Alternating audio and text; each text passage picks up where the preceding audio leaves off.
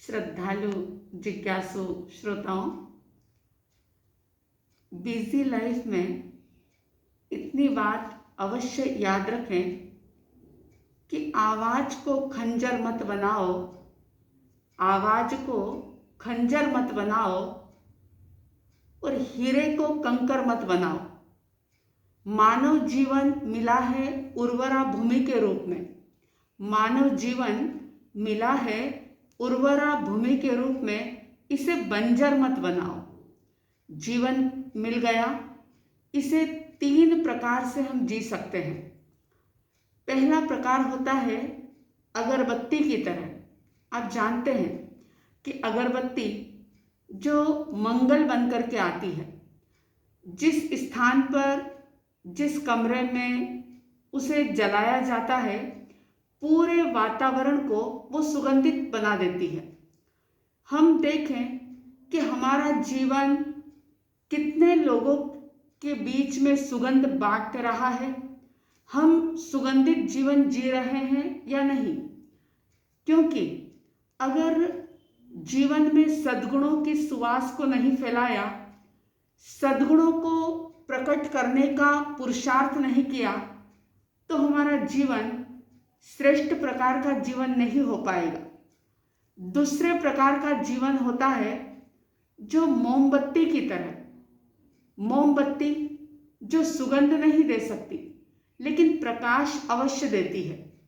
हम देखें कि अच्छी सलाह का, अच्छे संस्कारों का, सद्गुणों का हम प्रकाश फैला रहे हैं या नहीं फैला रहे हैं, या सिर्फ अपने स्वार्थ की पूर्ति के लिए, अपने अहंकार की पूर्ति के लिए या अपनी डिजायर्स को पूरा करने के लिए हम वैसे ही एक अंधी दौड़ में दौड़ते चले जा रहे हैं। क्या कर रहे हैं हम, अवश्य चिंतन करें। और तीसरे प्रकार का जीवन होता है जो सिगरेट और बीड़ी की तरह। सिगरेट और बीड़ी जल करके आसपास के वातावरण को भी गंदा कर देती है, बदबू फैला देती है। कहीं कोई दुर्गुणों से हम भी अपने जीवन की बदबू तो लोगों के बीच में नहीं फैला रहे हैं। चेक करें कि हम किसी को खुशी दे रहे हैं या किसी के दुख में निमित्त बन रहे हैं। हमारे कारण से, हमारे शब्दों से, हमारे बिहेवियर से, हमारे वर्तन से किसी व्यक्ति के जीवन में पीड़ा पैदा हो रही है, आंखों में आंसू आ रहे हैं, किसी की उद्विग्नता में, किसी की बेचैनी में अगर हम निमित्त बन रहे हैं, तो याद रख लेना, ये उर्वरा भूमि जो हमें मिली है जीवन के रूप में, ये बंजर बनती जा रही है।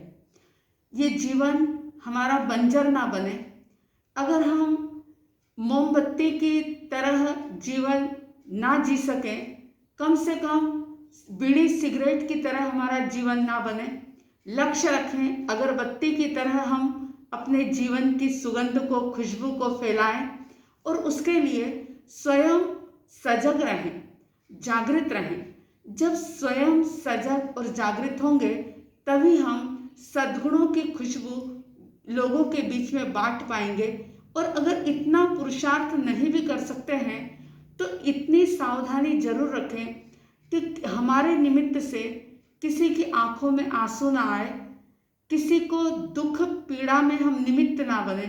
अगर इतना भी पुरुषार्थ किया, रोजमर्रा के जीवन में, डेली रूटीन में इतनी सी बात भी हमने याद रखी, तो निश्चित रूप से हम पापों से बचेंगे, हम दुर्गुणों से बचेंगे, हम कषायों से बचेंगे और कर्मों के बंधन से बचेंगे। और बस यही तो हमारा लक्ष्य है कि कर्मों के बंधन से हम बचें और पुराने जो कर्म हैं उसकी हम सतत निर्जरा करते चले जाएं।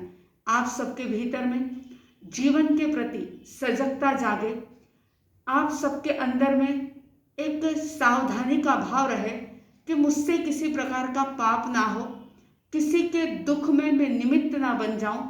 इस प्रकार से आपके भीतर में सजगता, सावधानी निरंतर बढ़ती चली जाए। ऐसी साध्वी द्वय की तरफ से हार्दिक हार्दिक शुभ मंगल कामनाओं के साथ जय प्रभु महावीर, जय गुरु आनंद।